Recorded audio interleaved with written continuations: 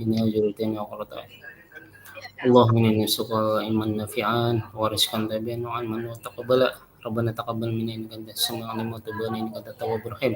ربنا لا تزغ قلوبنا بعد إذ هديتنا وهب لنا من لدنك رحمة إنك أنت الوهاب. ربنا آتنا في الدنيا حسنة وفي الآخرة حسنة وقنا عذاب النار. صلى الله على سيدنا محمد النبي الأمي وعلى آله وصحبه وسلم. سبحان ربك رب العزة عما يصفون وسلام على المرسلين والحمد لله رب العالمين. Amin. Taqabbalallahu minkum. Oke, terima kasih Kak sudah memimpin doa kegiatan hari ini. Izin ulun mulai, izin berbagi ya kakak-kakak.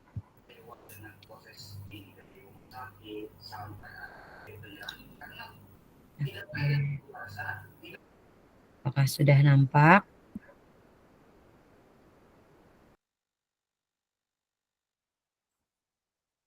Apakah kelihatan Kak? Oke, baik. Sudah berbagi. Izin kita mulai kegiatan hari ini. Bismillahirrahmanirrahim. Dengan dimulainya pembacaan doa tadi, maka mulai juga kegiatan kita malam hari ini ya Kak ya. Izin berbagi kakak-kakak dan sambil mengingatkan juga kegiatan hari ini kita bertemu lagi pada tatap maya yang ke berapa ya? Lupa. Ke-7 kalau nggak salah. Alhamdulillah di hari ini kita sudah memasuki 1 bulan kegiatan kita dari tanggal 9 kemarin ya Kak ya.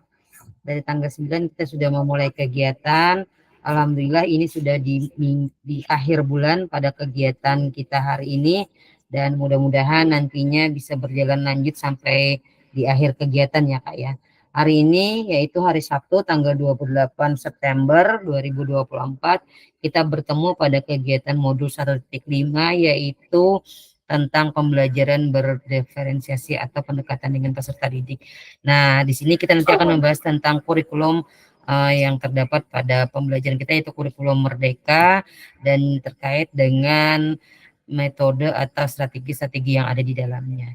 Izin kakak-kakak agenda sebelum kegiatan ini lebih lanjut, ulun akan menyampaikan kesepakatan bersama yang sudah kita sepakati terlebih dahulu, yang mana pada kegiatan ini kita adalah menyalakan kamera, kemudian mematikan mikrofon, hadir seutuhnya, menghargai waktu bersama, memaksimalkan fitur chat, klik raise hand sebelum bertanya, dan kita berharap tidak terjadi gangguan ya kakak ya.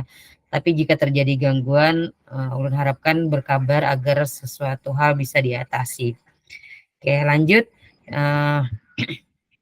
Selamat malam kakak-kakak. Halo kakak-kakak, tujuan hari ini adalah yang pertama, peserta dapat memahami 3 karakteristik utama kurikulum merdeka serta keterkaitannya dengan prinsip pemikiran Ki Hajar Dewantara. Yang kedua, peserta mampu memahami pengembangan kurikulum PJOK. Dan yang terakhir adalah peserta mampu memahami penyusunan program PJOK yang berkualitas dengan Bikuan Desain. Nah, jadi malam ini nanti kita akan membahas 3 aktivitas. Yang pertama tentang keterkaitan terhadap pemikiran Ki Hajar Dewantara, kemudian pengembangan kurikulum, dan yang terakhir adalah penyusunan kurikulum berdasarkan Bikuan Desain. Oke, lanjut. Agenda kita hari ini seperti yang saya sampaikan tadi ada 3. Yang pertama Bikuan Desain, kemudian pengembangan kurikulum, dan yang terakhir adalah pemikiran Ki Hajar Dewantara dan kurikulum merdeka. Oke, kita masuk pada yang pertama, aktivitas pertama yaitu Bikuan Desain dalam pengembangan kurikulum merdeka. Tapi izin sebelum masuk ke sini sedikit untuk mengingatkan kembali bahwa sebenarnya kurikulum merdeka mungkin jadi suatu kegiatan atau jadi suatu pedoman yang baru bagi kita, karena ini adalah perubahan dari kurikulum 13 ke kurikulum merdeka, di mana kurikulum merdeka ini bagi kita sebagai guru PJOK juga bahan baru atau kegiatan baru yang harus kita adaptasi terhadap pembelajaran, baik itu penerapan metodenya, pengembangan kurikulumnya, kemudian proses pembelajaran yang kita terapkan tentu berbeda dengan K13 yang kita terapkan terlebih dahulu. Gini ya kakak-kakak ya. Nah, terkait tentang kurikulum merdeka, di dalam proses pembelajaran mungkin agak sedikit simpang siur ya kakak-kakak ya. Kakak-kakak juga mungkin sudah agak ada yang mendengar nih, beberapa teman-teman mungkin dari beberapa kalangan kita juga menganggap bahwa kurikulum merdeka adalah suatu pembelajaran suatu proses tahap pembelajaran yang agak sulit untuk kita terapkan. Akan tetapi perlu kita ingati atau kita garis bawahi bahwa sebenarnya kurikulum Merdeka ini adalah suatu kurikulum yang mungkin lebih fleksibel dari kurikulum sebelumnya. Karena kenapa? Kurikulum Merdeka ini juga memiliki materi, digunakan dengan materi esensial, kefleksibelan, kemudian disesuaikan dengan kebutuhan peserta didik. Dan kita tidak menuntut peserta didik itu menjadi bisa atau harus bisa dengan memakai kurikulum yang terdahulu. Nah, disinilah kurikulum Merdeka lebih memudahkan kita untuk memberikan penerapan pembelajaran yang kita lakukan pada proses pembelajaran tersebut. Sekali lagi, kenapa jadi kurikulum Merdeka ini dikatakan fleksibel?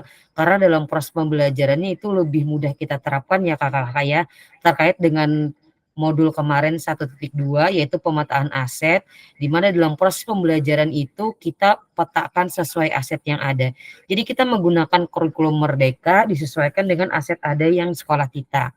Tidak terkait atau tidak berfokus pada hanya buku yang kita miliki, tetapi juga aset-aset yang ada untuk kita kembangkan, dan dalam proses pembelajarannya juga kita modifikasi sesuai dengan kebutuhan peserta didik. Jadi dalam penerapan kurikulum Merdeka, untuk kita samakan persepsi dulu ya kakak-kakak ya. Artinya dalam proses pembelajaran tidak hanya berfokus pada harus bukunya ada, harus fasilitasnya ada, kemudian harus materinya sesuai dengan yang ditentukan. Tidak ya kakak ya. Artinya fleksibel. Kenapa jadi fleksibel? Kita diberikan kebebasan, kemudahan dalam melaksanakannya. Artinya dalam penerapannya kita menggunakan aset yang ada sesuai dengan model tadi ya kak ya, 1.2 pemetaan aset. Jadi dalam proses pembelajarannya contohnya nih hal kecil. Misalnya di sekolahnya Ulun atau sekolahnya Kak Yadi tentu akan berbeda aset yang kita miliki ya Kak ya. Nah tentu juga penerapannya akan berbeda. Nah dalam kurikulum Merdeka ini pembelajaran yang kita terapkan tetap menggunakan buku yang ada, hanya saja proses pembelajaran yang kita gunakan itu berbeda dari sebelumnya. Kenapa berbeda? Dulunya kita menggunakan kurikulum 13 dan saat ini kita menggunakan pembelajaran berdiferensiasi yang ada di kurikulum Merdeka. Artinya itu berbeda ya Kak ya. Nah, tahapan berbeda ini tidak harus melekat pada adanya buku. Kita bisa lepas dari buku, hanya saja materi yang kita sampaikan akan tetap sama dengan materi yang kita berikan kepada peserta didik. Artinya kita nih kasih pembelajaran atletik, misalnya bukan atletik ya, lokomotor dan lokomotor. Nah, dalam pembelajaran ke-13 kita punya bukunya. Di kurikulum Merdeka kita tidak punya bukunya. Nah, buku tersebut bisa kita gunakan sebagai sumber belajar, akan tetapi metode pembelajarannya menggunakan kurikulum Merdeka yang sudah kita pelajari. Apa yang kita pelajari? Artinya dalam pembelajaran kurikulum Merdeka itu adalah pembelajaran yang berpihak pada peserta didik dengan metode-metode pembelajaran yang sudah ada. Baik itu komando, tutur sebaya, ataupun yang sering kita dengar dengan PJBL atau PBL. Nah, hal-hal tersebut ada suatu pembelajaran baru bagi kita dan tentunya juga akan menjadi prospek ke depannya harusnya lebih baik ya Kak ya dengan penerapan tersebut dengan hasil pembelajaran terhadap peserta didik. Nah, itu dulu ya untuk penyamaan persepsi, karena ada beberapa ada beberapa teman yang agak berbeda pendapat. Ini katanya kurikulum Merdeka kita tidak bisa menerapkan karena apa? Salah satu kendalanya adalah tidak memiliki buku, kemudian tidak memiliki fasilitas, tidak memiliki alat-alat untuk digunakan. Jadi di kurikulum Merdeka ini kita dipermudah ya kakak-kakak ya. Kenapa dipermudah? Dalam artian apa yang ada di sekitar kita bisa kita gunakan atau kita manfaatkan untuk penerapan pembelajaran. Artinya kita tidak berfokus atau tidak terpaku pada buku ya kak ya. Dengan tanda kutip. Cuman artian kalau kita punya buku ya lebih bagus lagi karena berarti ada sumber belajar yang harus kita pegang.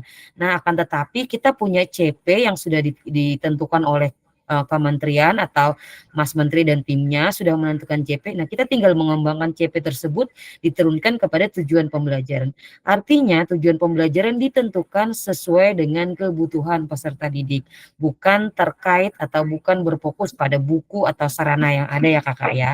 Nah, hanya saja jika kita tidak memiliki buku, tidak memiliki fasilitas yang lain, artinya tidak dapat menunjang 100% dalam kesempurnaan proses pembelajaran yang kita berikan. Oke, sampai sini mungkin terkait tentang kurikulum Merdeka. Ada yang mau ditanyakan atau ada yang mau berbagi tentang pengalaman yang dihadapi dalam proses pembelajaran? Oke, sebelum kita lanjut ke tahap aktivitas. Silahkan.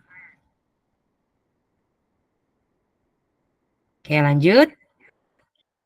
Oke, kalau lanjut, kita akan masuk pada tahap aktivitas 1 ya kakak ya. Oke, aktivitas pertama yaitu terkait tentang Biku and Design dalam perkembangan kurikulum pembelajaran PJOK. Oke, lanjut. Nah, pada tahap ini tentu kakak-kakak sudah bisa menilai diri kakak sendiri ya kak ya.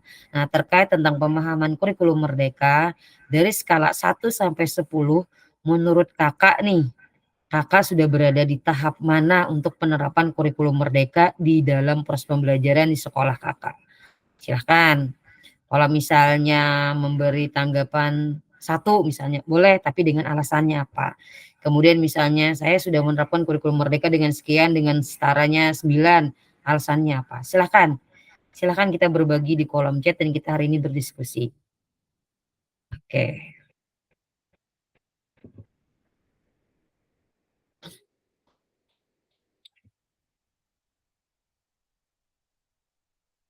2 menit ya kak ya.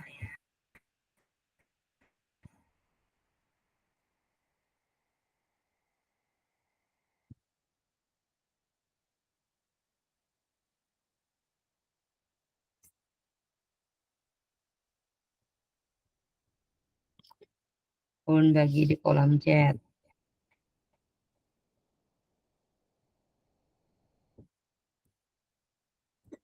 Izin ulun off kamera, mic up sebentar ada gangguan suara sekali. Nih silakan.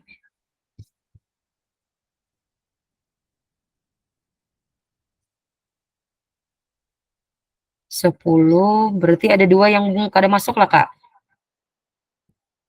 Oh yang tadi Kak Hasmi terlambat sama Kak siapa ya? Kak Rija.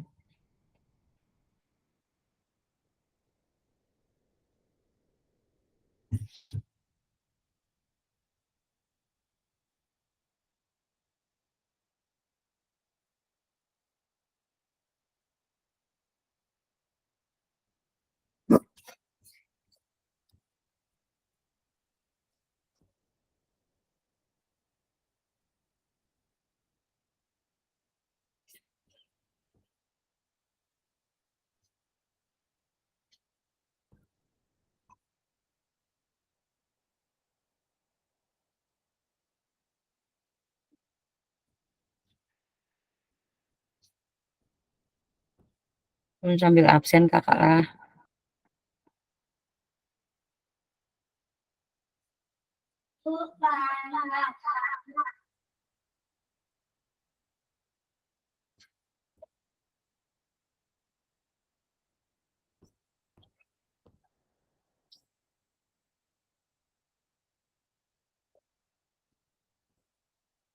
Sri Maulinda ada?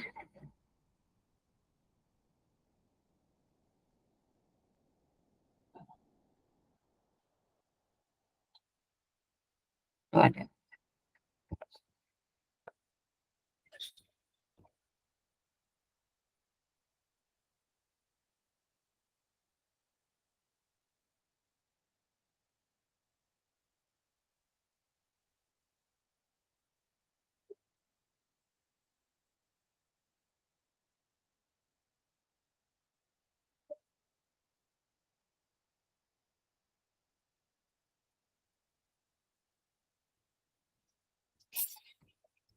Oke. Nanti tunggulah. Oke, menurut Kak Haryadi Putra sangat sadar bahwa ulun masih banyak kekurangan berkait dengan pemahaman kurikulum dengan skala ini.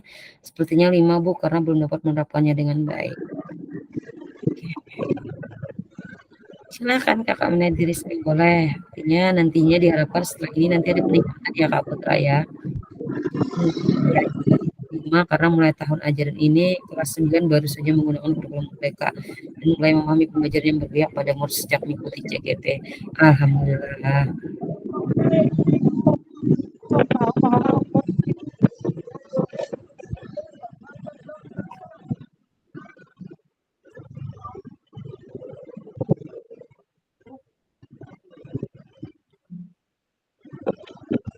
Oke, yang lain. Ini Adi, Pak.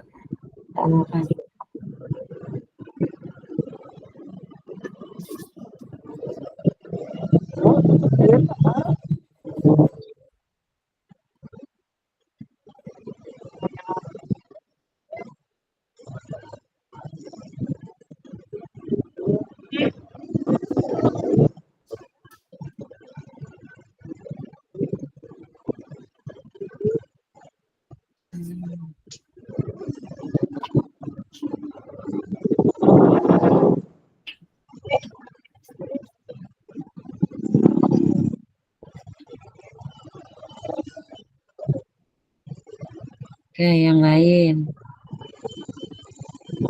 Oke, masih ulun tunggu.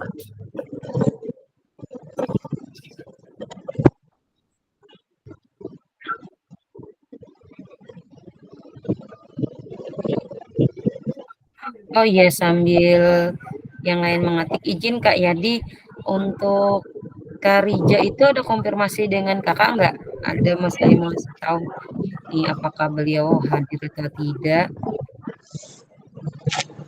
Ada lagi Kak, belum ada. Ada Oh, takut ini. kita. Nggih. Oke. Dan Di grup juga ada komen. iya boleh ini. Dan untuk kegiatan aktivitas sepertinya juga beliau tidak mengisi ya Kak? Ya Kak, Mm-mm. cukup yang di Japri Kak sama nih ya. Kemarin sih pernah ulun japri, tapi Balas Kak. responnya hanya sekadar dibaca aja. Mungkin nih dikasih tahu di grup juga tidak merespon respon ya. Ya mungkin nanti dikasih tahu lagi ya Kak ya. Ya. Oke. Ini dari Angel. Dari 1 sampai 10 tentang pemahaman kurikulum merdeka, saya menilai diri saya 5 karena ada beberapa aspek yang belum saya penuhnya, seperti belum menerapkan atau memaksimalkan penerapan kurikulum merdeka dengan kondisi lingkungan belajar yang terbatas, fasilitas dengan minat peserta didik yang hanya pada materi pembelajaran tertentu. Namun setelah mengikuti PKG PJOK ini, pemahaman saya tentang kurikulum merdeka dan penerapannya saya rasa mengalami perubahan. Alhamdulillah.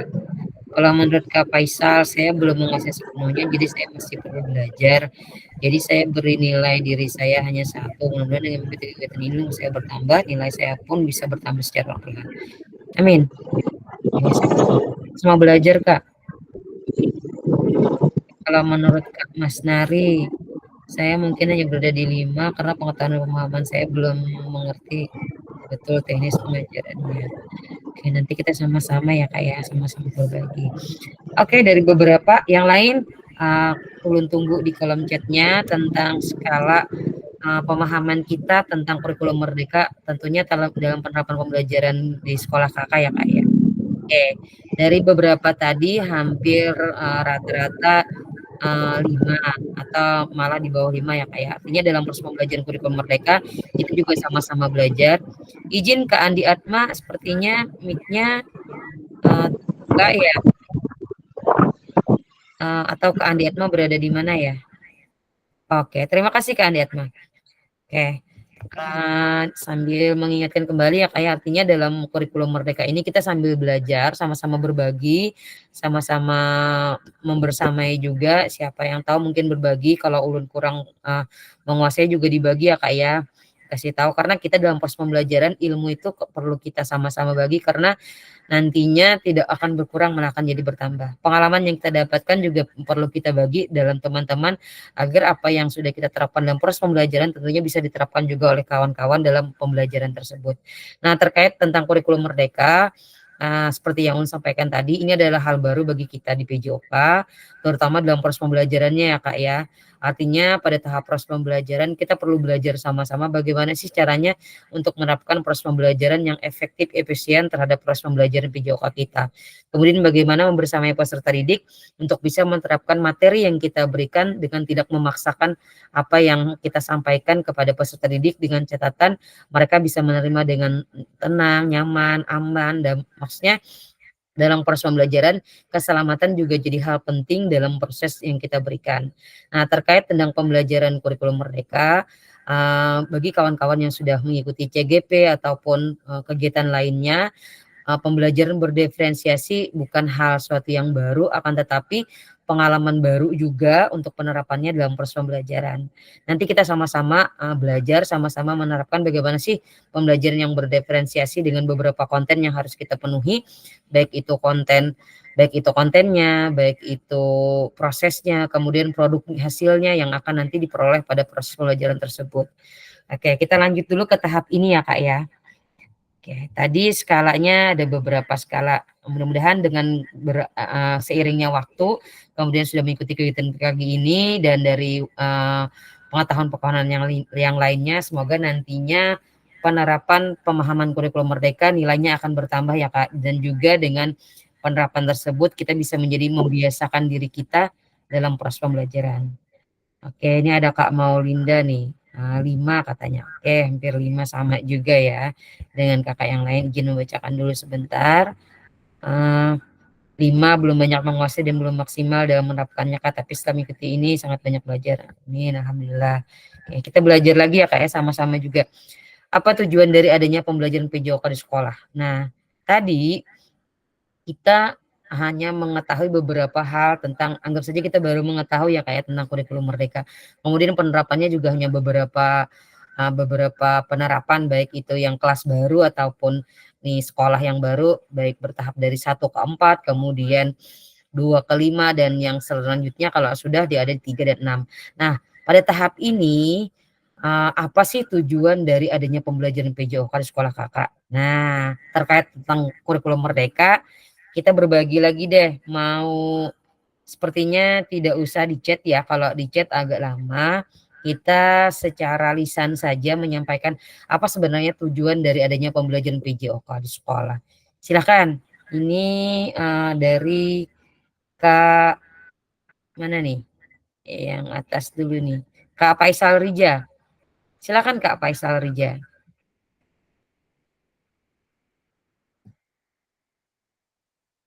Kak Faisal Rija ada?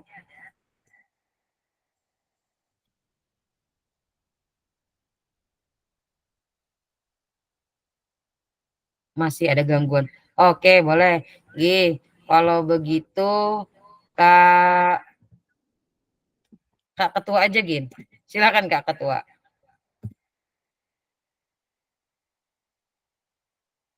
Oke, menurut Kak Ketua apa sih sebenarnya tujuan pendidikan PJOK di sekolah kita? Coba Nggih. kan kalau ada koreksi silakan. Nah, pembelajaran PJOK yang ada di sekolah yaitu pembelajaran yang mengutamakan kegiatan motorik dan psikomotorik, afektif bisa juga, dan kognitif bisa juga. Kemudian tujuan dari pembelajaran PJOK adalah kita akan meningkatkan pengetahuan dan kebugaran siswa kita, sehingga apabila siswa kita meningkat kebugaran dan kesehatannya, otomatis untuk kognitif dan afektifnya juga berjalan, sehingga anak murid kita bisa diajak kita untuk melakukan proses KBM ataupun proses kegiatan belajar mengajar, baik PJOK sendiri maupun pelajaran-pelajaran yang lainnya. Itu kalau menurut Ulun. Oke, artinya meningkatkan kebugaran ya Kak ya. Oke, baik. Terima kasih Kak Yadi. Satu lagi nih dari kawan kita, tadi sudah Kak Yadi. Silahkan Kak Mas Nari. Ulun ke Kak Mas Nari nih. Menurut Kak Mas Nari, apa sih tujuan adanya dari pembelajaran PJOK di sekolah kita? Silakan Kak. Kakak siap. Masya Allah. Menurut kami itu tujuan PJOK adalah untuk kesehatan dan kebugaran peserta didik, yang mana berguna untuk penyemangat di dalam mereka belajar, di mana itu pembelajaran sepanjang hayat. Oke, jadi pembelajar sepanjang hayat ya Kak ya. Oke. Ada lagi, Kak? Oke, satu lagi nih. Itu tadi menurut Kak Mas Nari ya, pembelajaran PJOK menjadi peserta didik untuk nantinya menjadi pembelajar sepanjang hayat dengan memberikan semangat pembelajar pada mereka. Oke, satu lagi nih, karena ceweknya satu yang berbuka, silakan Kak Angel. Jangan Oke, takut terima salah ya kasih. Kak ya, kita sambil berbagi saja. Oke, silakan. Tolong sedikit menambahkan menurut Ulon lah tadi dari kakak-kakak sebelumnya menurut saya sudah luar biasa jawabannya.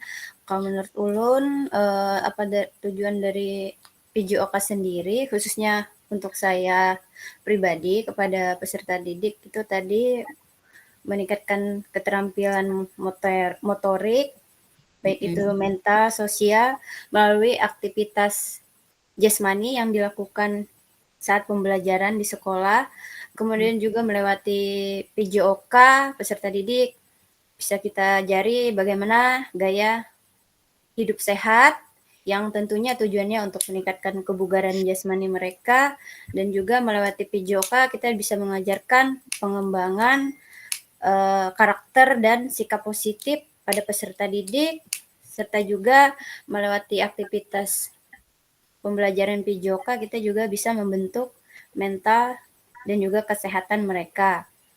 Dan yang terakhir melalui PJOK juga menurut saya dengan adanya pembelajaran PJOK kita bisa mengenalkan berbagai cabang olahraga yang baru kepada peserta didik sehingga diharapkan nantinya setelah mereka mengenal melalui pembelajaran PJOK di sekolah harapannya mereka tertarik dan mengembangkan keterampilan mereka pada bidang olahraga tersebut di luar pembelajaran.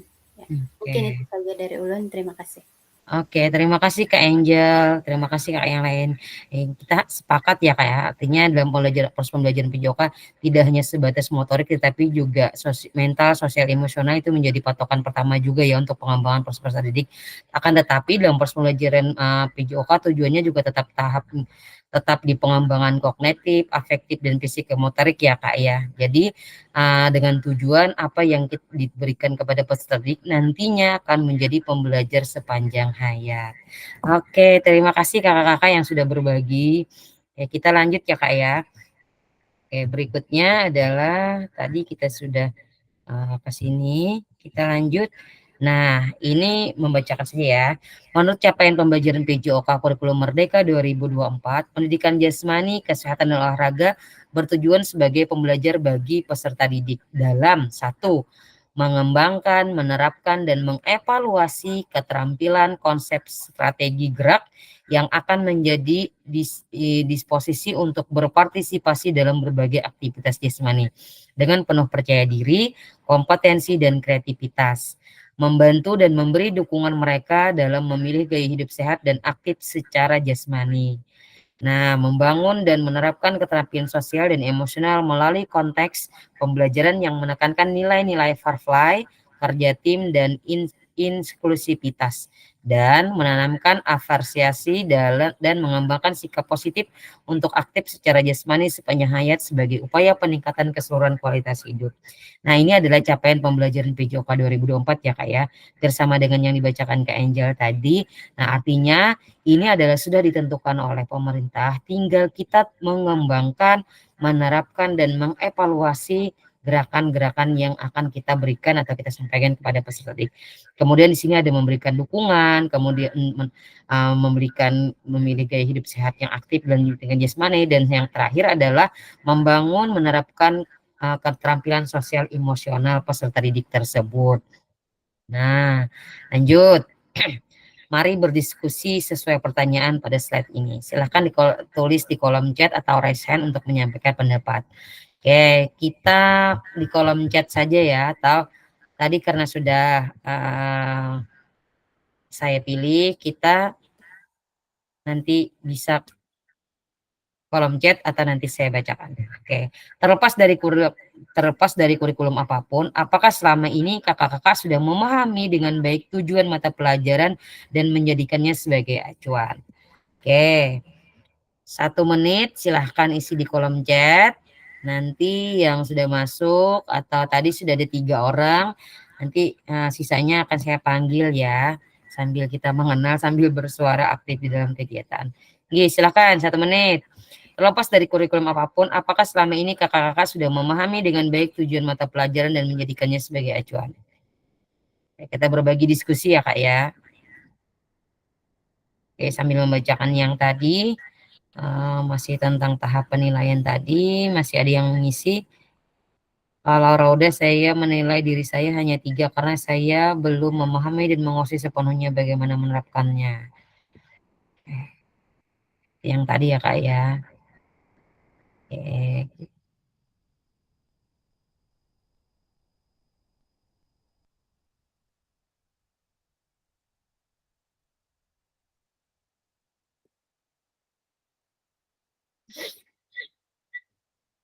Oke, ulun kirimkan di kolom chat, silahkan diisi.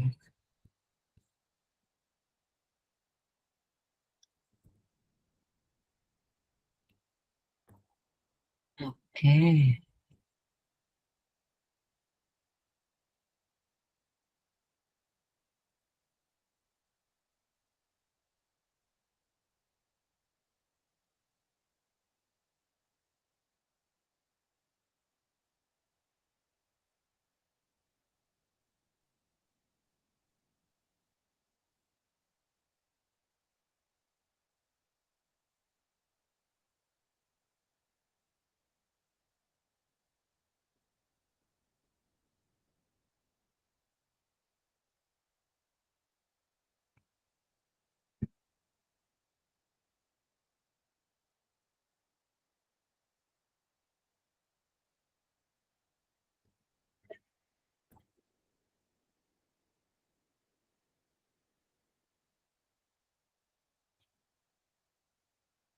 Udah ada?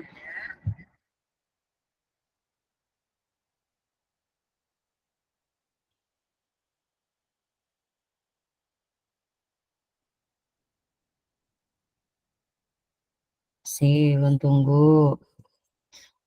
Kak Nur Haris Hasmi sudah masuk, alhamdulillah. Selamat bergabung Kak Nur Haris Hasmi. Oke, sambil absen.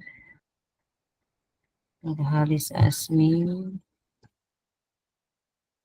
Dia baru 4 ya.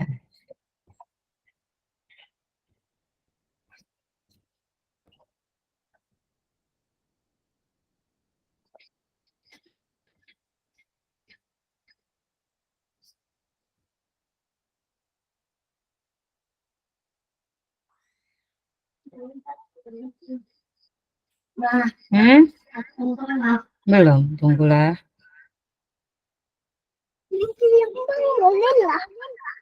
Apa?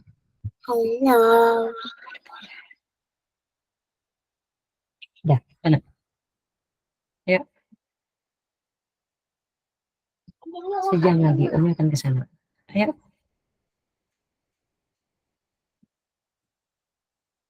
Menurut Kak Yadi, dia sudah mulai memahami walaupun masih sedikit dan perlu banyak belajar lagi tentang apa itu pemahaman tujuan pembelajaran PJOK. Tujuan mata pelajaran sekolah adalah membantu siswa mengembangkan potensi dan keterampilan mereka baik secara akademik, sosial, komersial, fisik, dan juga bertujuan mengajarkan siswa untuk belajar secara mandiri, kritis, dan terus mengembangkan diri sepanjang hayat. Ya, benar.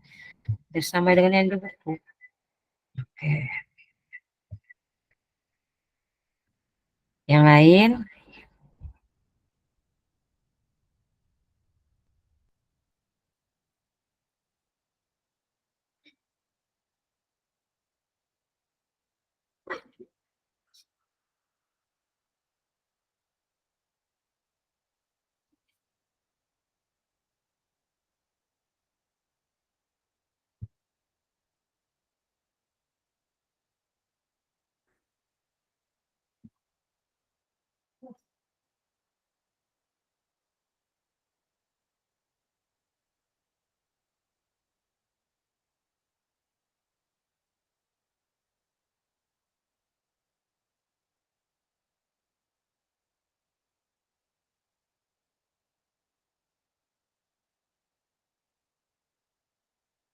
Oke, ada lagi? Selain Kak Angel, kayak yang lain? Artinya dalam kegiatan kurikulum ini dengan tujuan yang sudah ditentukan, kita tinggal mengembangkan pembelajaran tersebut ya Kak ya. Saya belum bisa memahami, saya setiap kali mengajar hanya mengacu ke kurikulum. Apa nih tadi bacaannya?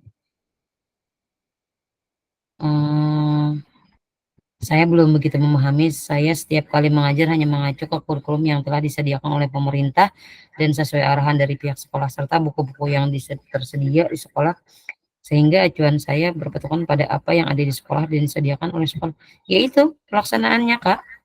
Kan sudah ada acuannya dari Pian tadi. Pian mengacu pada kurikulum yang ada. Alhamdulillah sedikit demi sedikit memahami menjadi acuan, tapi menerapkannya sampai saat ini masih sangat kurang dan harus belajar lagi supaya kedepannya bisa lebih baik lagi. Nih kita ke Kak Faisal nih. Kak Faisal sudah bisa berkomunikasi atau bisa open suara? Nggih. Ya, siap Kakak. Nggih, silakan Kak Faisal.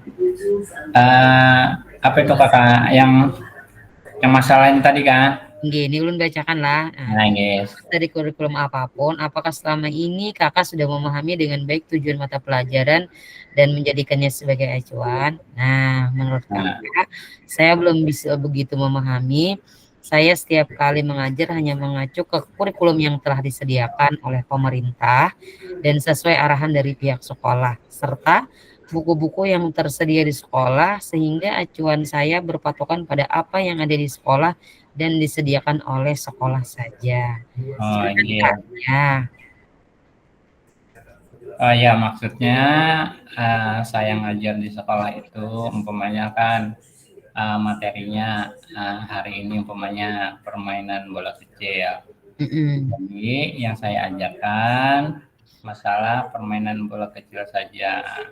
Nah, untuk tujuannya anak-anak itu biar dia bisa cara melempar bola, menangkap bola, seperti itu saja. Untuk kelanjutannya saya tidak bisa begitu mengembangkan lagi gitu, cuma sekedar menyampaikan materi yang ada di buku aja, kayak gitu Kakak. Oke, artinya untuk penerapannya hanya sebatas penyampaian begitu saja ya Kak ya? Iya Kakak. Oke, baik. Iya. Oke, terima kasih Kak Faisal atas berbagi pengalamannya tentang penerapan proses pembelajaran yang sudah Kakak pahami. Oke, kita kembali ke tujuan pembelajaran ya Kak ya. Oke, baik. Nah, terkait tentang pemahaman tujuan mata pelajaran dalam kurikulum Merdeka, kita diberikan acuan tentang capaian pembelajaran.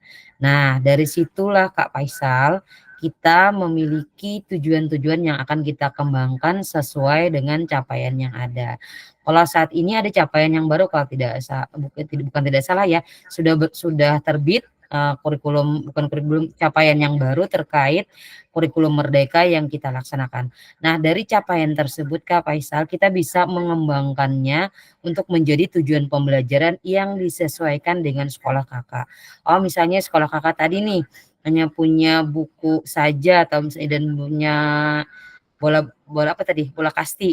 Silahkan Kakak gunakan kegiatan tersebut untuk proses pembelajaran.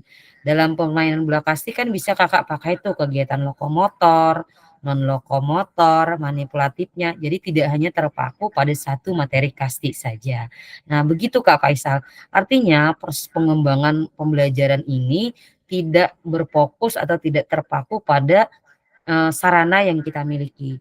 Sarana yang kita miliki hanya sebatas penunjang pembelajaran, tetapi penerapannya adalah Kakak sendiri sebagai fasilitator atau sebagai ujung tombaknya peserta didik untuk menerima pembelajaran yang Kakak berikan. Ini pembelajaran ini mau Kakak bawa kemana nih? Kakak sendiri yang dulu punya patokannya. Oh, kalau misalnya saya ngajar lokomotor hanya bermodalkan bola kasti, bisa nggak? Bisa. Contohnya misalnya dia disuruh kan tahu tuh lokomotor gerakan berpindah tanpa alat pun bisa kita lakukan. Nah, hanya saja dalam proses yang kita terapkan itu tentunya akan berbeda bagi si Kak Faisal ataupun si Kak Yadi ataupun Kak Angel dalam proses pembelajarannya. Nah, dengan berbeda-beda ini mungkin tujuannya akan tetap sama ya Kak ya, ke tujuan pembelajaran. Tapi halnya di kurikulum Merdeka kita mengacu pada pembelajaran berpihak pada peserta didik. Artinya apa yang kita terapkan, apa yang kita sampaikan kepada peserta didik itu adalah tujuannya berfokus pada penerimaan pembelajaran yang diharapkan mampu nanti mereka terapkan pada kehidupan sehari-hari. Jadi tidak hanya sebatas mereka tahu melempar kasti, tidak hanya sebatas tahu mereka lari atau jalan ya Kak ya, tetapi juga dalam proses pembelajarannya mereka mampu menerapkan pembelajaran yang Kakak berikan.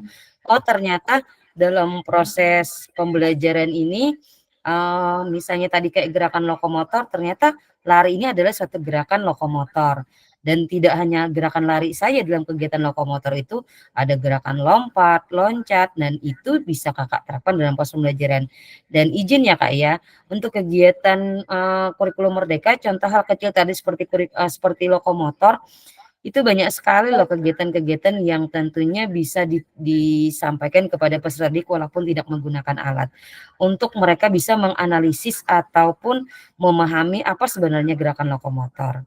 Hal kecil yang kita sampaikan ya kayak misalnya nih, lokomotor kan mereka tahu gerakan berpindah tempat. Nah, dikasihlah ke mereka supaya mereka bisa menganalisis dan menalar sendiri. Nak, silahkan lakukan gerakan lokomotor menurut versi Pian. Ada yang nanti mau jalan, ada yang mau lompat, ada yang mau miring ke kiri ke kanan dengan posisi lompat silahkan. Dan itu akan menjadi imajinasi mereka dalam melakukan kegiatan lokomotor. Nah, hal seperti itu adalah suatu penerapan pembelajaran kurikulum Merdeka yang tentunya lebih mudah mereka bisa pahami Kak Faisal. Begitu ya Kak ya. Artinya kita memang berfokus pada acuan pemerintah, tetapi kita yang akan mengembangkan proses acuan tersebut dengan tujuan pembelajaran yang disesuaikan dengan kebutuhan peserta didik Kakak. Tentunya kebutuhan peserta didik Kakak akan berbeda dengan kebutuhan peserta didik Ulun.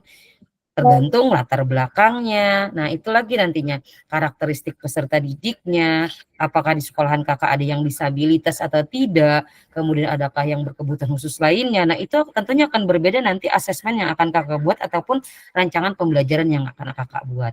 Disesuaikan dengan kebutuhan peserta didik. Kembali lagi ya Kak ya ke kebutuhan peserta didik. Oke, sampai di situ masih ada yang mau ditanyakan Kak? Atau masih perlu dipahami tentang pemahaman kita terhadap kurikulum Merdeka? Karena kurikulum Merdeka ini perlu dasarnya kita pahami dulu ya Kak ya, karena nantinya akan penerapan langsung di lapangan.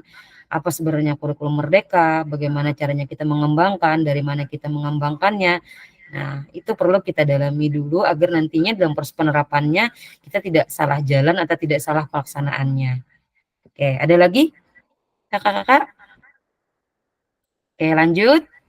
Oke, artinya kita sama-sama memahami ya Kak ya tentang tujuan pembelajaran atau tujuan mata pelajaran yang akan kita sampaikan pada peserta didik. Oke, lanjut. Nah, di sini pada malam ini kita nanti akan hanya berdiskusi saja. Dalam konteks kurikulum Merdeka, apakah tujuan ini bisa dicapai? Nah, memahami tujuan umum penting sebagai acuan untuk memahami muara akhir pembelajaran. Untuk mencapai tujuan umum ini, pemerintah sudah menurunkannya ke dalam CP dan mempersilahkan guru atau satuan pendidikan untuk menurunkannya lagi ke dalam TP. Nah, ini tadi Kak Faisal. Jadi, dalam kurikulum Merdeka ya kakak-kakak ya, kita sudah memiliki acuan yang sudah ditentukan oleh pemerintah. Kita sudah dimudahkan loh Kak, sudah diberikan batasan-batasannya, sudah diberikan ketentuan-ketentuannya. Oh, fase A sampai sini, fase B 3 dan 4 batasannya sampai di sini, fase C di sini, fase E, fase D di sini. Nah, tinggal kita menurunkannya atau mengembangkannya ke dalam tujuan pembelajaran. Dan tadi kakak ya, ditentukan, disesuaikan dengan kebutuhan karakteristik peserta didik, baik minatnya, bakatnya, kemampuannya, daya pikirnya ditentukan dengan kebutuhan peserta didik kita. Jadi misalnya nih Kak Faisal bikin RPP atau modul ajar, tujuan pembelajarannya nih tentunya akan berbeda. Misalnya nih Kak Faisal bikin tadi ya, ulun nak minta, Kak Faisal minta pang jar ulun modul ajar nih tentang lokomotor aja. Misalnya Pian, ini silakan nih ambil. Nah, ulun harus menelaah lagi karena yang Pian buat itu tentunya Pian sesuaikan dengan kebutuhan peserta didik Pian. Akan berbeda dengan kebutuhan peserta didik ulun. Karena latar belakangnya tadi, kemampuan berpikirnya, apakah di dalam sekolah ulun tadi ada disabilitas atau tidak, dan tentunya akan berbeda. Nah, inilah tentu yang menjadi muara akhir tujuan pembelajaran kita. Artinya, si peserta didik itulah yang akan menjadi tujuan pembelajaran kita tersebut. Oke, lanjut ya Kak ya. Oke, bagaimana memastikan agar pengajaran yang kita lakukan benar-benar menyasar tujuan pembelajaran? Karena seringkali pengajaran langsung fokus pada materi atau aktivitas apa yang harus dilakukan murid. Nah, ini sampai tadi yang disampaikan oleh Kak Faisal. Artinya, bagaimana kita memastikan pengajaran yang kita lakukan itu benar-benar sampai pada tujuan pembelajaran?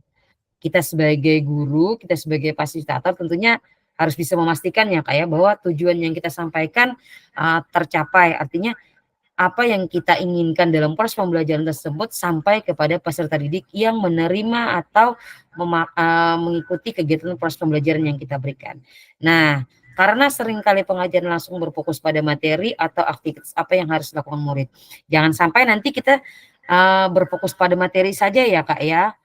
Karena kita misalnya kayak tadi izin ya Kak Faisal, kayak ujar Kak Faisal tadi hanya memiliki bola kasti Bu, mengajarnya sesuai dengan tujuan ke kasti saja. Nah, jadi tidak hanya berfokus kepada materi yang kita sampaikan. Materi yang kita sampaikan adalah hanya sebagai materi yang mendasari tujuan yang akan kita capai. Nah, memang sebenarnya mereka akan mengetahui dari tujuan tersebut materinya adalah melempar bola, menangkap bola, kemudian cara modifikasi bermain kasti mungkin atau apa. Akan tetapi dalam hal tersebut kita juga akan memberikan pengetahuan bahwa sebenarnya kasti ini apa sih sebenarnya manfaat yang akan mereka lakukan. Begitu ya Kak ya. Oke. Sampai sini ada yang mau ditanyakan atau kita berlanjut kepada proses backward design dalam pengembangan kurikulum secara umum melalui 3 tahap. Tapi sebelum sampai ke sini, kakak-kakak apakah sudah buka LMS tentang tentang pemahaman kurikulum di 1.5.c kalau nggak salah ya. Sudah buka kakak-kakak? Izin sebentar ya Kak ya.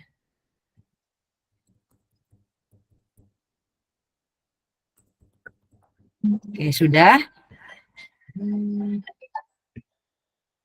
Izin kakak-kakak apakah sudah membuka di LMS?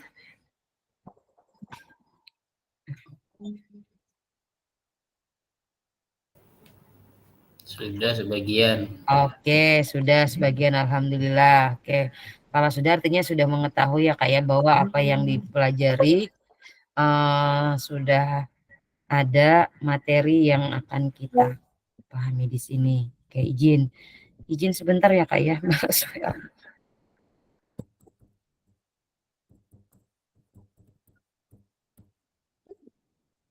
Oke, kita lanjut terkait tentang 3 tahap dalam pembuatan backward design. Yang pertama yang itu mengidentifikasi capaian pembelajaran, yang kedua menentukan metode penilaian, dan yang ketiga adalah merencanakan pengalaman belajar dan strategi pembelajaran. Nah, sebelum masuk ke sini, kakak-kakak tentunya sudah membuka LMS tadi ya Kak ya tentang pengembangan penyusunan rencana pengajaran dalam kurikulum Merdeka. Nah, terkait tentang backward design ini adalah suatu model pembelajaran yang tentunya nanti akan bisa kakak terapkan dalam perancangan pembelajaran yang akan kakak buat. Nah, di dalam LMS itu ada ya Kak ya secara singkat tentang pengembangan kurikulum PJOK. Nah, kalau ulun baca di sini ada materinya kalau nggak salah sampai beberapa halaman. Nah, bagaimana relevan prinsip-prinsip pengembangan kurikulum perencanaan pembelajaran di atas dengan menerapkan pembelajaran terdiferensiasi pada kurikulum Merdeka berdasarkan pengalaman kakak-kakak. Nah, yang pertama, pendekatan pengembangan kurikulum. Kemudian yang kedua ini ada pendekatan kompetensi, pendekatan holistik, kemudian pendekatan integratif, dan yang terakhir ini ada komponen kurikulum. Nah, tentunya ini bisa kakak baca sebagai bahan bacaan untuk penambahan pengetahuan kita terkait tentang pembelajaran yang akan kita terapkan di PJOK. Oke, ini penyusunan penyusunan kurikulum pendidikan jasmani, olahraga dan kesehatan ada di ruang elaborasi. Oke, izin berbagi ini ya Kak ya. Oke, izin sebentar. Ulun stop share yang di sini.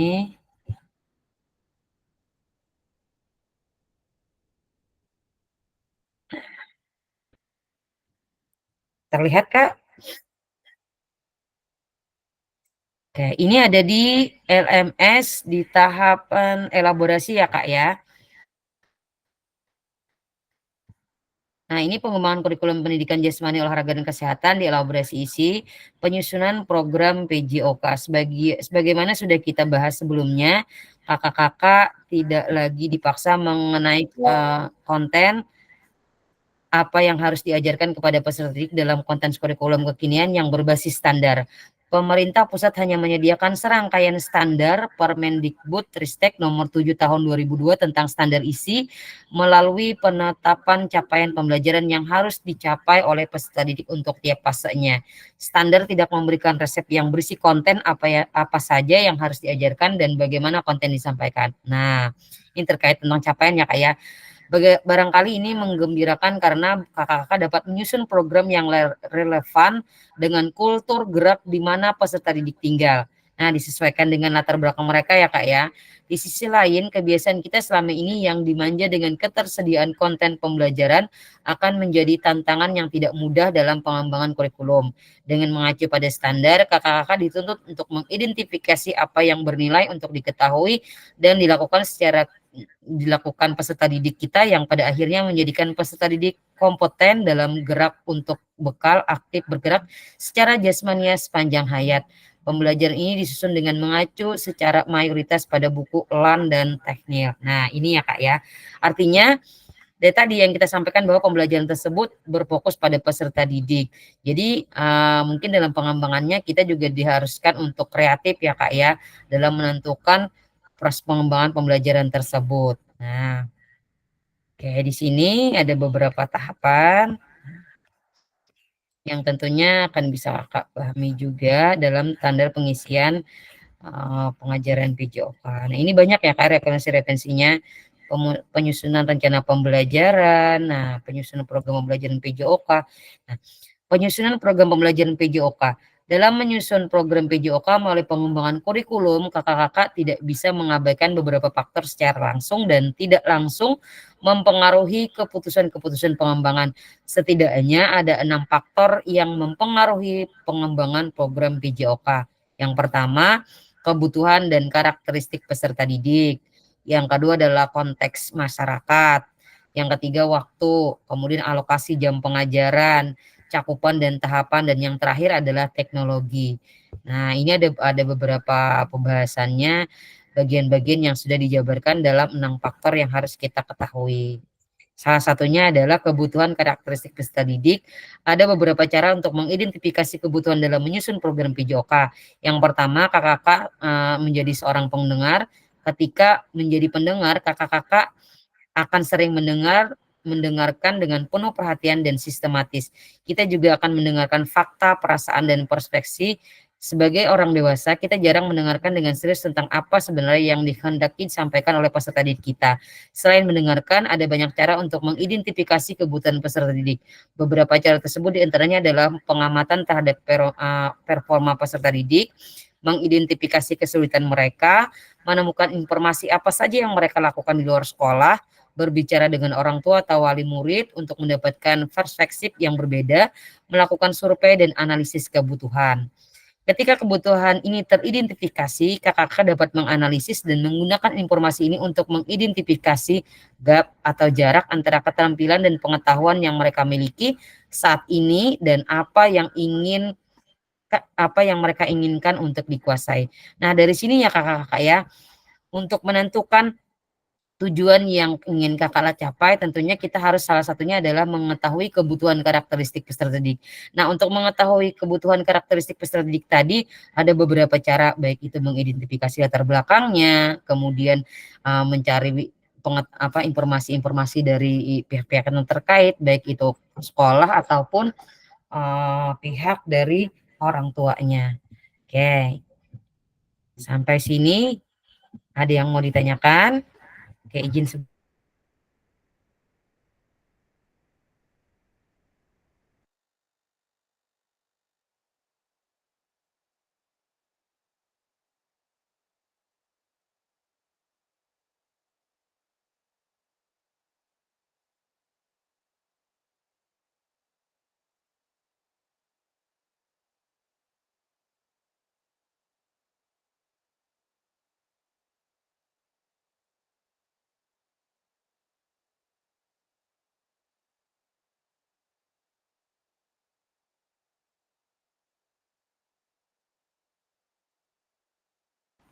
Oke, lanjut. Izin berbagi lagi ya, Kak ya. Oke, tadi sampai mana nih?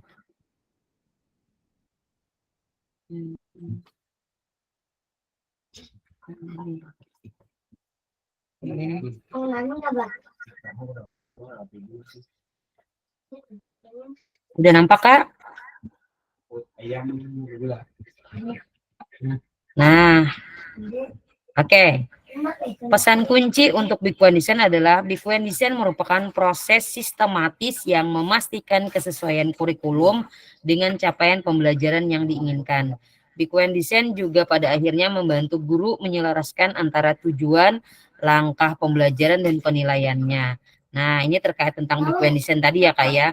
Artinya dalam proses pembelajaran, Big One Design itu menjadi suatu strategi kita dalam merancang pembelajaran yang disesuaikan dengan kebutuhan peserta didik. Sampai sini, apakah kita akan lanjut ke aktivitas kedua? Oke, kita lanjut ya, Kak ya. Oke, yang kedua adalah penyusunan program PJOK. Kurikulum berbasis standar. Manakah yang benar definisi di bawah ini? Kurikulum merupakan seperangkat aktivitas untuk menguasai keterampilan. Kemudian buku teks peserta didik dapat dikatakan adalah suatu kurikulum. Yang ketiga adalah kurikulum adalah suatu standar untuk mengetahui apa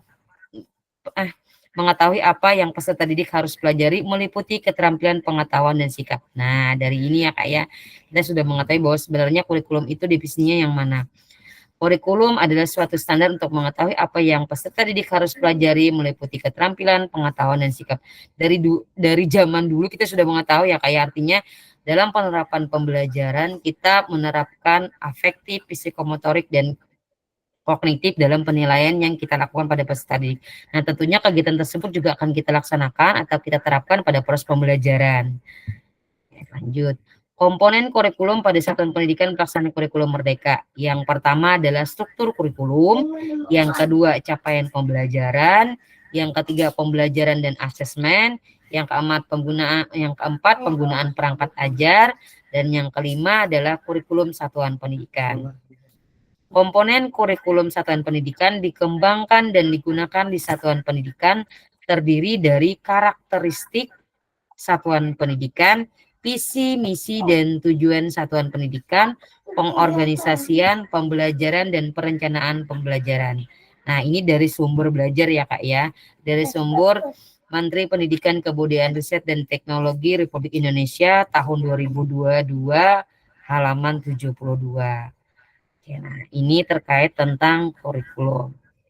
Nah, sekarang kita lanjut, mengapa kurikulum operasional berbeda antara satuan pendidikan? Nah, ini tadi ya, Kak ya. Jadi kenapa berbeda? Agar bermakna, kurikulum operasional satuan pendidikan dikembangkan sesuai dengan konteks dan kebutuhan peserta didik dan satuan pendidikannya. Ini bisa menjadi kabar gembira kakak-kakak dapat menyusun program yang relevan dengan kultur gerak di mana peserta didik tinggal. Nah, untuk KOSP, biasanya di awal tahun kita akan membuat ya, kayak itu biasanya kepala sekolah ya. Kepala sekolah akan menyusun KOSP sesuai dengan sekolahnya masing-masing. Ini misalnya di sekolahan kita menggunakan kurikulum Merdeka 12456. Nah, 36-nya masih menggunakan kurikulum 13. Artinya, maka si Kesatuan Pendidikan akan membuat KOSP terkait hal yang baru tersebut. Oke, ini terkait tentang KOSP ya, kayak KOSP biasanya dibuat oleh satuan pendidikan atau sekolah-sekolah tersebut disesuaikan dengan kebutuhan kurikulum yang dipakai. Nah, lanjut. Kita berbagi lagi ya, Kak ya. Mari berbagi cerita pada saat Kakak atau Ibu menyusun kurikulum PJOK. Nah, terkait yang kita laksanakan saat ini adalah kurikulum Merdeka, tapi ada sebagian masih yang 36-nya kurikulum 13. Nih, kita berbagi cerita bagaimana sih kakak-kakak menyusun kurikulum Merdeka, apakah sudah lebih mudah atau malah lebih sulit dari kurikulum yang sebelumnya. Silakan, 2 menit di kolom chat ya, Kak ya, ulun tunggu. Oke, ulun kopikan tentang materinya. Silahkan kakak isi di kolom chat. Dan izin Kak untuk ingatkan waktunya ya Kak ya, nanti kalau ulun kelebihan dalam pelaksanaan kita kegiatan hari ini. Mohon ingatkan ya Kak Yadi. Siap. Oke. Jam 8.53 nya. Oke, siap. Berarti kalau jam 8.53 kita nanti akan berakhir di 9.20 ya Kak ya. Maksimal 9.25. Karena ini malam minggu, mungkin nanti kakak-kakak yang lain mau keluar atau apa silahkan. Siap. Oke. Belum tunggu di kolom chat silahkan. 2 menit.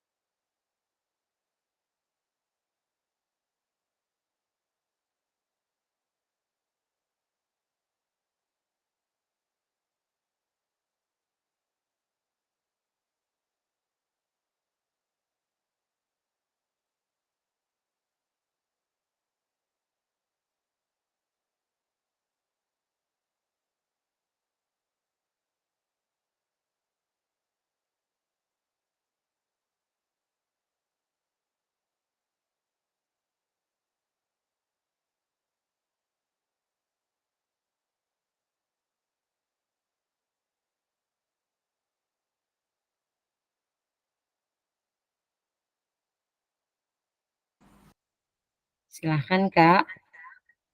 Untuk yang materi di LMS siap ulun bagikan biar nanti kakak-kakak juga bisa membacanya ya Kak ya. Jadi tidak hanya membuka di LMS lagi.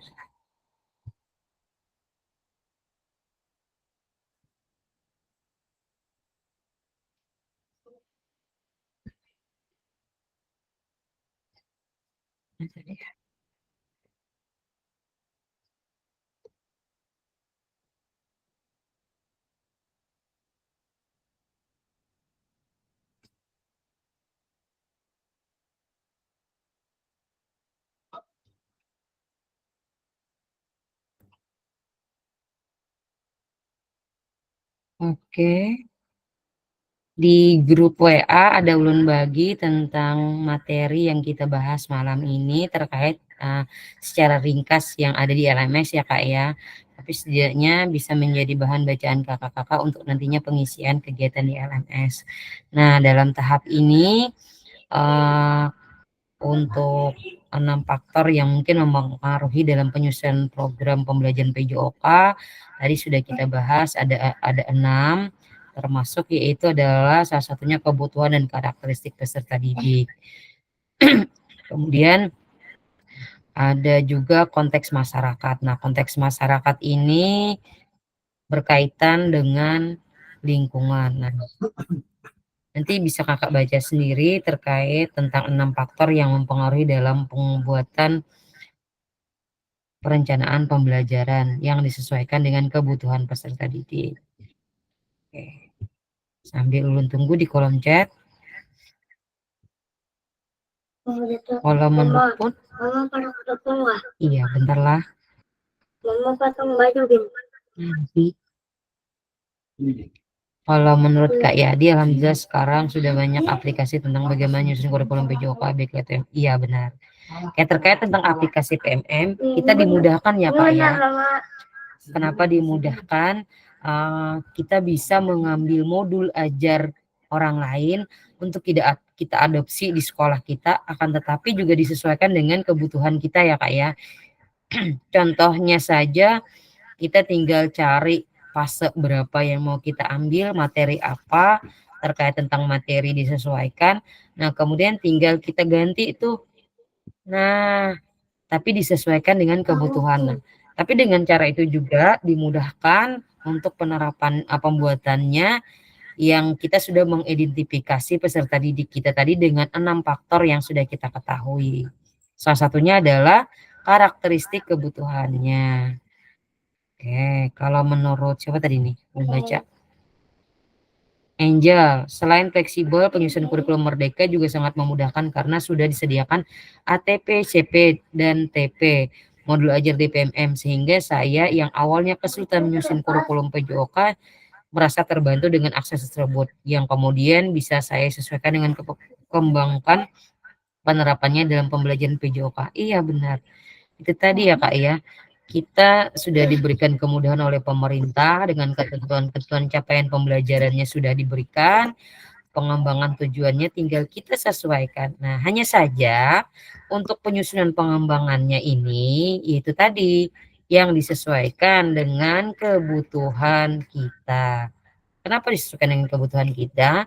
Karena karakteristik peserta didik itu berbeda-beda. Jadi dalam tahap penerimaan materi atau penerimaan pembelajaran yang kita berikan, mereka akan memiliki kemampuan yang berbeda pula, baik IQ-nya ataupun penanggapannya terhadap penerapan pembelajarannya. Nah, dari itulah kurikulum Merdeka dibuat untuk mempermudah peserta didik dalam menerima pembelajaran yang kita berikan. Bagaimana caranya? Itu tadi dengan metode-metode pembelajaran yang disesuaikan dengan karakteristik mereka. Banyak strategi-strategi pembelajaran yang mempermudah mereka untuk bisa kita laksanakan dan juga memudahkan kita dalam proses pembelajarannya. Nah, pada kurikulum Merdeka ini 3 elemen yang harus kita perhatikan tadi, yaitu pertama adalah konten, kemudian proses, dan yang terakhir adalah produk. Nah, konten ini juga akan membantu proses dalam pembelajaran ya Kak ya, dimana saat ini banyak sekali konten-konten dalam pembelajaran yang bisa kita terapkan pada prosesnya nanti. Artinya kita tinggal memilih nih di media sosial mau konten apa yang kita ambil, mau kita sajikan ke peserta didik terkait tentang materi yang kita sampaikan. Nah, kemudian setelah adanya konten tersebut tentunya ada proses ya Kak ya. Dalam proses pembelajaran yang kita berikan, banyak sekali strateginya di dalam yang juga kita berikan, baik itu strategi mengajar PJBL ataupun PBL. Nah, dalam proses itu juga penyampaian materi yang diberikan akan lebih mudah. Tutur sebaya akan lebih mudah juga ya Kak ya dalam pembelajaran. Tapi dalam hal ini ada beberapa model-model pembelajaran yang tentunya bisa kita terapkan. Yang sering kita terapkan yaitu seperti komando. Tetapi pada tahap kurikulum Merdeka ini, komando juga disesuaikan dengan fase pembelajarannya Kak ya. Seperti pada fase A, itu kita lebih sering menggunakan model pembelajaran komando. Karena kenapa kita banyak menggunakan model komando? Di fase A itu kelas 1 dan 2 mereka harus mendapatkan instruksi yang jelas terkait proses pembelajaran yang kita berikan. Berbeda halnya dengan proses pembelajaran yang kita berikan pada kelas tinggi atau kelas fase D. Nah, kelas 1 SMP ya Kak ya. Nah, kalau di fase D itu lebih sering menggunakan berdiferensiasi karena di dalam pembelajaran ini mereka sudah bisa mandiri atau bisa menyelesaikan masalah yang mereka miliki. Artinya dalam proses ini akan berbeda, jelas berbeda ya Kak ya, model pembelajaran komando dengan model pembelajaran tutur sebaya yang dilakukan pada proses pembelajaran tersebut. Nah, hal inilah kita sebagai guru bisa memudahkan dalam proses pembelajaran yang kita terapkan. Nah, gaya-gaya belajar seperti inilah tentunya nantinya akan kita pelajari sama-sama dan nantinya akan kita terapkan dalam proses pembelajaran. Oke, sambil menunggu teman yang lain, Ulun akan membacakan. Ada lagi yang mengirim di chat, Kak Hasmi, dalam penyusunan kurikulum PJOK menurut saya ada mudahnya juga ada sulitnya. Kalau menurut Kak Ripa Nur Hidayat, penyusunan kurikulum Merdeka ada mudahnya dengan sudah disediakan CP oleh pemerintah. Namun kita harus mengetahui karakteristik dari siswa kita, baik berdasarkan geografis maupun lingkungan sekitar untuk mengembangkannya. Sebagian dari kakak-kakak sudah tahu bahwa artinya penentuan modul ajar atau susunan perencanaan pembelajaran yang dibuat disesuaikan dengan karakteristik peserta didik kakak. Tinggal mungkin pengembangannya ya Kak ya. Pengembangannya bagaimana, menulisnya bagaimana. Nah, tapi dengan hal ini juga kita akan bisa belajar dari misalnya nih modul ajar yang sudah ada di PMM. Oh, ternyata penyusunan pembelajaran seperti ini. Dan untuk RPP atau dengan sebutan hal baru saat ini adalah modul ajar, tidak jauh berbeda ya Kak ya. Hanya saja dalam proses pembelajaran, dalam proses pembuatan modul ajar ini tentunya ada prinsip-prinsip yang harus kita isi, yaitu disesuaikan dengan adanya CP dan tujuan pembelajaran yang sudah kita tentukan. Berbeda dengan adanya indikator-indikator yang dari dulu dipakai dengan di kurikulum 13. Nah, begitu ya Kak ya. Oke, sampai pada tahap pembuatan penyusunan ini, apakah ada yang mau ditanyakan atau kita akan berlanjut ke tahap yang terakhir? Sedikit ya Kak ya, karena waktu kita tinggal 20 menit. Izin lanjut ke aktivitas yang ketiga, yaitu karakteristik utama kurikulum Merdeka dan artikulasi Ki Hajar Dewantara dalam pendidikan nasional. Nah, di sini apa yang telah kita bahas merupakan karakteristik kurikulum Merdeka, yakni yang pertama, satu, fokus pada materi esensial, di mana muatan yang paling diperlukan untuk mengembangkan kompetensi dan karakteristik peserta didik. Nah, ini ya Kak ya, materinya materi esensial yang disesuaikan dengan kebutuhan peserta didik. Yang kedua adalah pengembangan kompetensi dan karakter. Pengembangan kompetensi sosial, emosional, dan moral peserta didik. Kemudian yang ketiga adalah fleksibel pembelajarannya. Kurikulum dapat disesuaikan dengan kebutuhan pengembangan, kompetensi peserta didik, karakteristik satuan pendidikan, dan konten lingkungan sosial budaya setempat. Nah, terkait tentang ini adalah secara garis besar tentang kurikulum Merdeka. Materinya materi esensial, artinya disesuaikan dengan kebutuhan peserta didik. Kemudian pengembangan kompetensi dan karakternya ada memiliki muatan sosial, emosional, dan moral. Nah, dalam pengembangan kurikulum Merdeka, peserta didik kita dituntut untuk memiliki sifat gotong royong, sopan santun. Nah, ini yang mencerminkan menjadi pelajar Pancasila. Itu ada 6 pilar ya Kak ya, nah, dalam pembelajaran Pancasila. Kemudian yang terakhir adalah fleksibilitas pembelajaran. Kenapa fleksibilitas? Dalam kurikulum Merdeka, materi yang kita ajarkan akan lebih mudah kita lakukan sesuai dengan kondisi lingkungan ataupun keadaan saat ini. Misalnya nih dalam fleksibelnya contoh hal kecil, pada saat pembelajaran yang ingin kita terapkan adalah hari ini kita akan menerapkan pembelajaran bulu tangkis. Dan kemudian pada saat ini juga terjadi banjir mungkin di tempat kita ya Kak ya. Nah, maka hal tersebut pembelajaran bulu tangkis tidak bisa kita terapkan pada peserta didik. Bisa kita ganti dengan pembelajaran yang sesuai dengan kondisi saat ini. Oh, hari ini banjir, pembelajaran apa sih yang sesuai dengan waktu yang dihadapi saat ini? maka kita bisa beri dengan pembelajaran renang. Kenapa seperti itu? Seperti itulah yang namanya pembelajaran kurikulum merdeka. Fleksibel, disesuaikan dengan kondisi keadaan yang ada. Jadi tidak hanya melihat dengan materi atau acuan yang akan kita sampaikan. Makanya itu disesuaikan dengan kebutuhan, disesuaikan dengan lingkungan yang di sekitar kita. Nah, seperti itu contoh hal kecil ya Kak ya.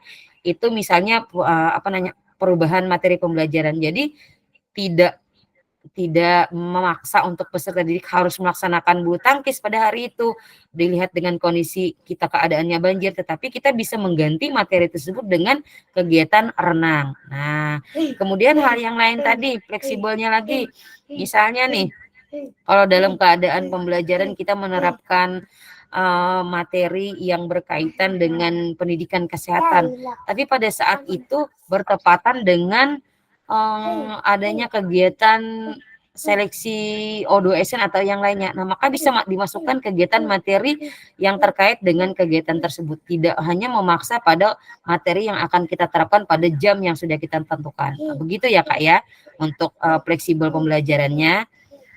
Oke, lanjut.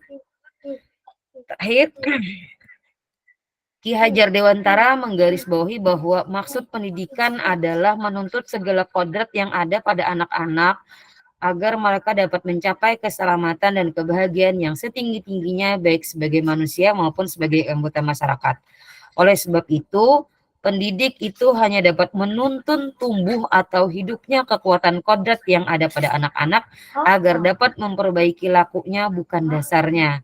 Hidup dan tumbuhnya kekuatan kodrat anak. Nah, artinya kita sebagai pendidik hanya menuntun bakat yang mereka miliki, karena peserta didik memiliki bakat masing-masing, memiliki bakat yang berbeda-beda.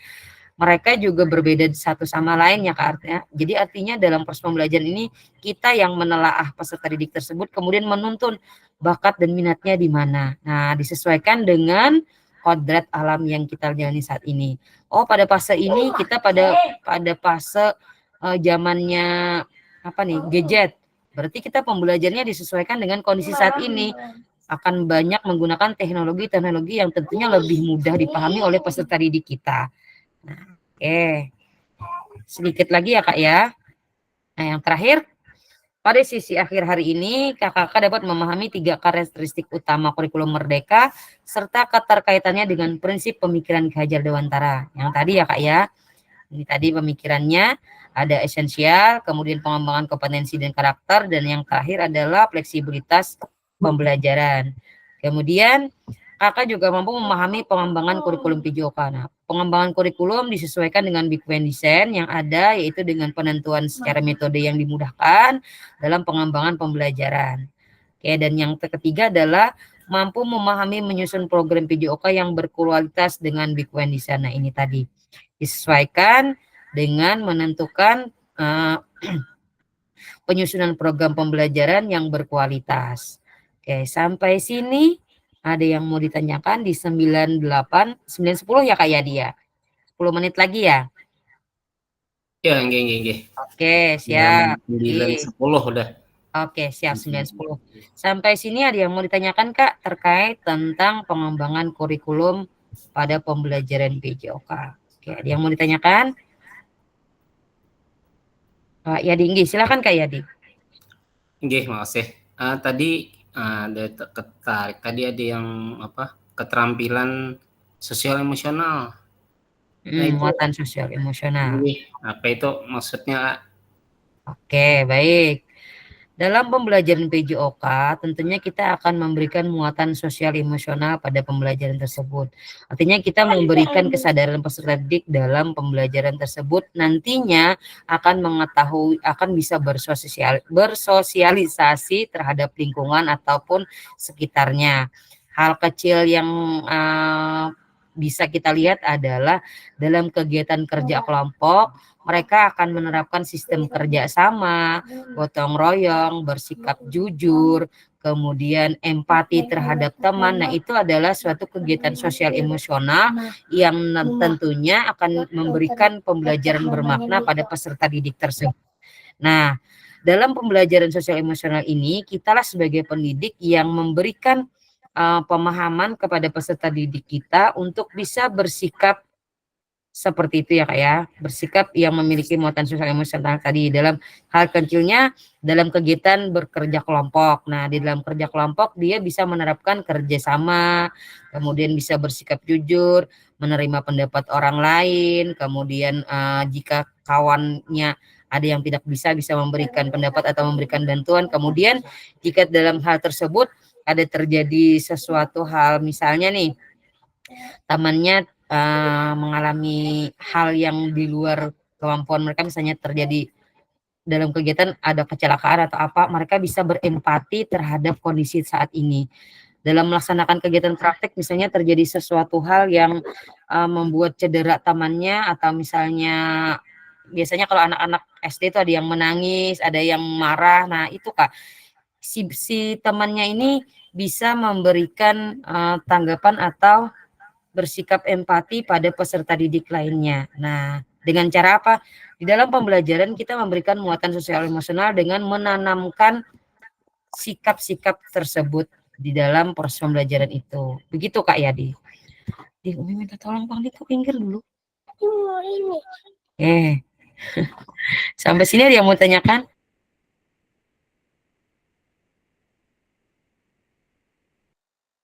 Silakan Kak Jin, silakan Kak Faisal. Iya, terima kasih kesempatannya. Ya. Ulun hendak minta penegasan aja. Apakah betul kurikulum Merdeka tuh kurikulumnya tuh tidak baku, tapi menyesuaikan kondisi sekolah? Itu aja yang ulun tanyakan. Minta penegasannya aja. Baik, terkait tentang kurikulum Merdeka tadi, kita kembali ke sini ya Kak ya. Nih. Nah, biar kita bisa pahami. Tadi pertanyaannya Kak Faisal, apakah kurikulum Merdeka itu tidak baku? Begitu ya Kak ya. Dan apa tadi? Iya, itu penegasannya. Ya. Oke, benar. Itu yang pian buka itu bisa ditampilkan. Apa ini tidak terlihat Kak? Kada kelihatan. Oh alah. Oh iya. Tahu kalau yang lain gimana bisa melihat? Baik, izin. Berarti tadi stop share ya. Kembali ke sini ya Kak ya. Nah, kita ke sini. Oke, nampak? Seperti yang Kak Faisal tanyakan, apakah kurikulum Merdeka itu tidak baku dan disesuaikan dengan kebutuhan peserta didik? Benar. Kurikulum Merdeka saat ini adalah kurikulum yang memberikan kebebasan kepada pendidik untuk menerapkan disesuaikan dengan kebutuhan peserta didik. Ini tadi Kak ya, kita berpacu pada fleksibilitas pembelajaran. Kenapa tidak baku? Artinya dalam proses pembelajaran kita bisa menyesuaikan kondisi yang ada. Akan tetapi kita juga dibatasi oleh CP yang sudah ditentukan oleh menteri. Nah, artinya kita diberikan kebebasan tapi ada batasannya Kak ya. Kita diberikan nih pembelajarannya tidak baku, kurikulumnya tidak baku, tapi ada batasan dalam pelaksanaan pembelajarannya. Apa batasannya?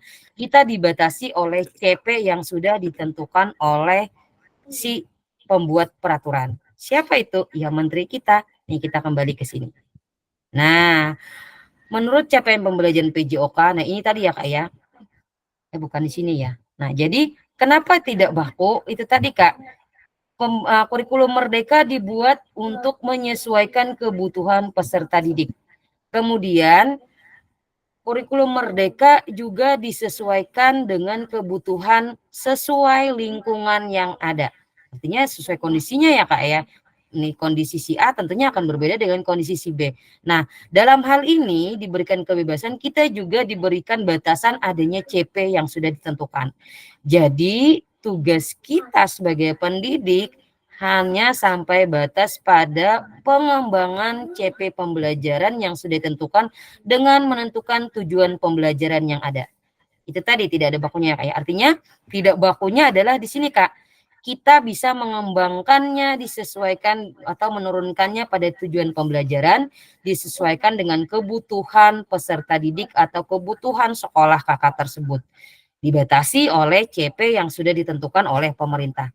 Nah, saat ini CP yang baru sudah keluar ya Kak ya, sudah terbit ya Kak ya. Artinya dalam capaian pembelajaran tersebut ada batasan-batasan yang tidak boleh atau tidak kita lakukan dengan ketentuan diturunkan pada tujuan pembelajaran yang sesuai dengan kebutuhan peserta didik Kakak. Nah, kenapa tidak baku tadi? Kembali ke sini ya Kak ya, ini tadi. Nah, oke. Jadi artinya tidak baku tadi kita berpatokan pada ini tadi. Nah, kurikulum merdeka itu adalah fleksibel dalam pembelajaran. Kurikulum dapat disesuaikan dengan kebutuhan pengembangan kompetensi peserta didik, karakteristik satuan pendidikannya, kemudian konteks lingkungan sosial budaya setempat itu. Jadi ini, nah di sini untuk jawabannya tadi. Oke, bagaimana Kak Faisal? Sedikit lagi Bu, betakun Bu.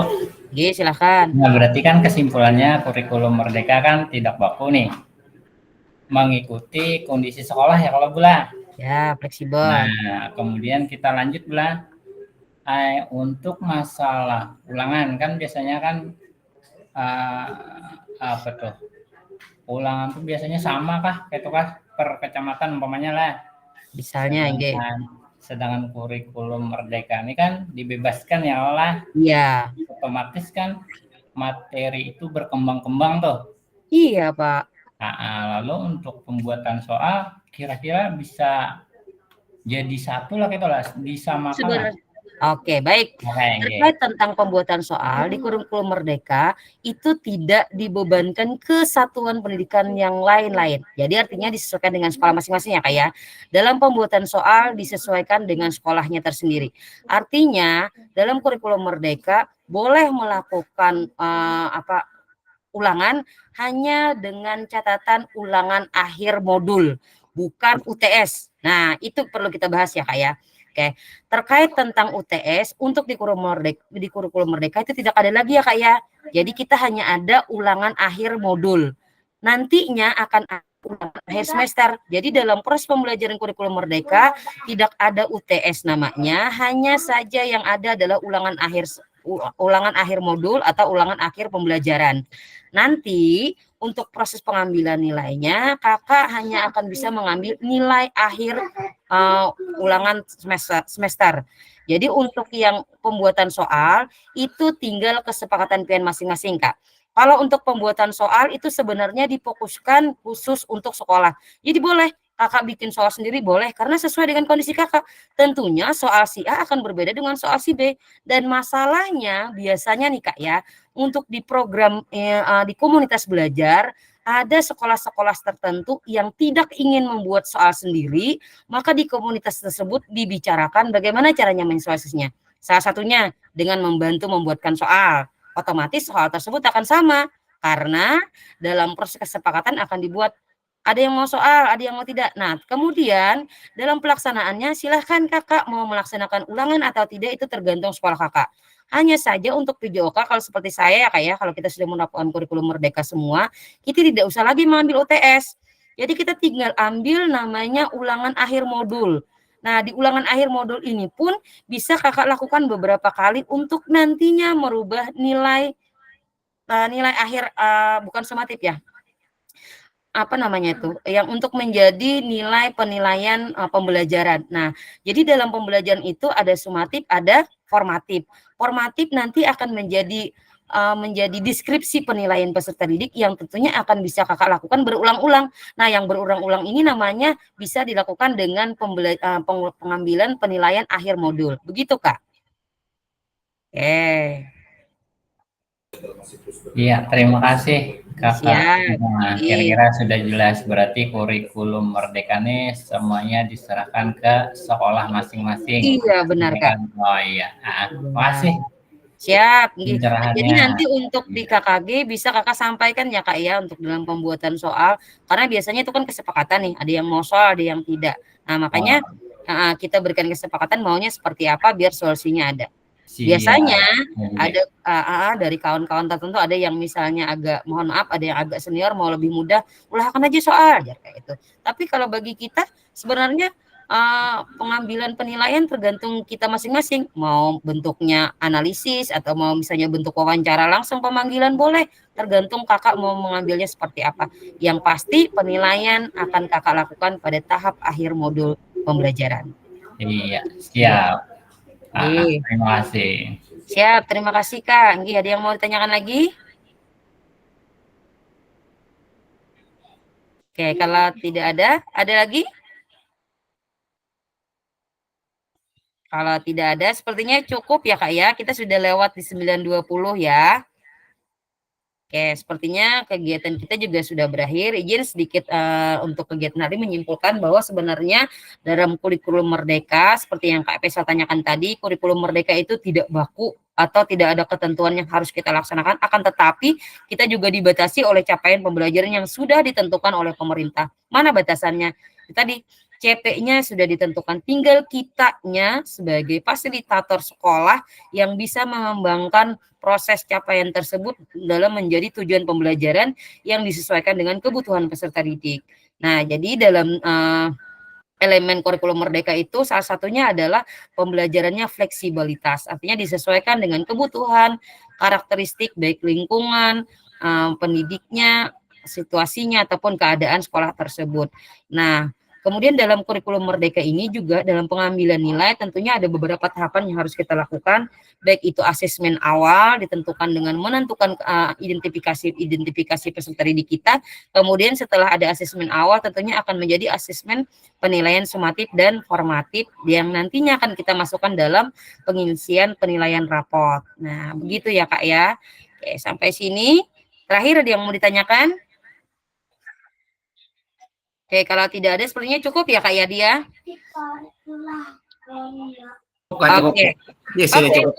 Oke. Baik kakak-kakak, terima kasih atas waktu dan kesempatannya. Sebelum Ulun menutup kegiatan hari ini, izin Ulun stop share.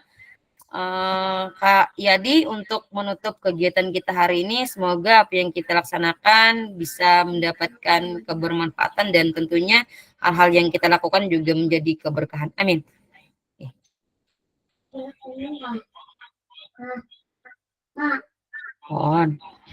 Silakan Kak Yadi. Ya masih sekali lagi mohon izin. Pimpin doa adalah kita berdoa bersama-sama menurut agama dan kepercayaan kita masing-masing.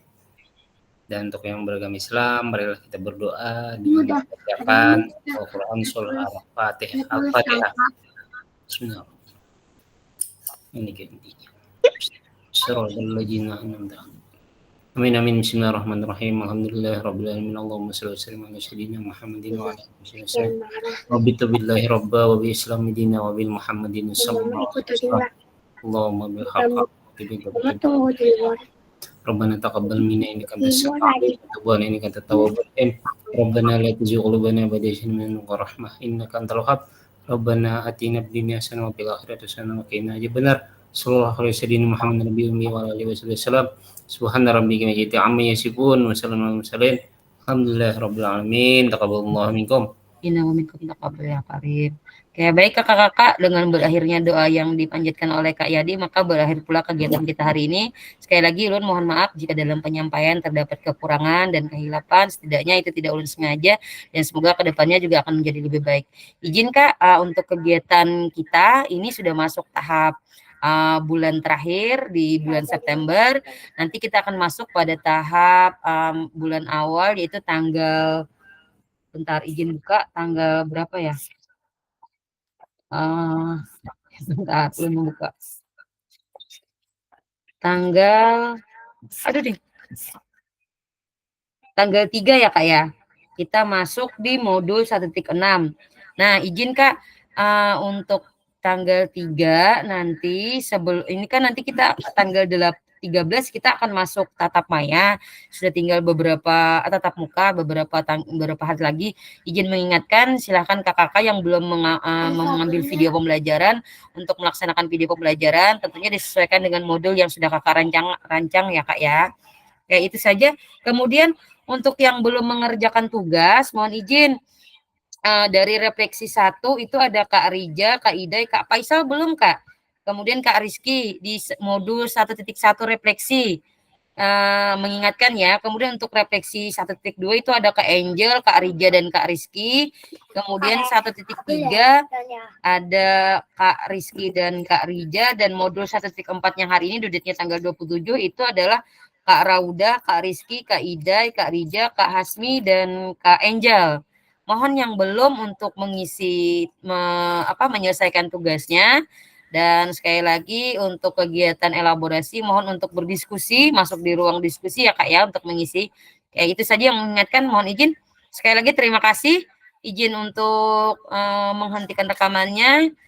Ulun akhiri. Assalamualaikum warahmatullahi wabarakatuh. Izin, iya foto ya? Oke, siap, kita foto.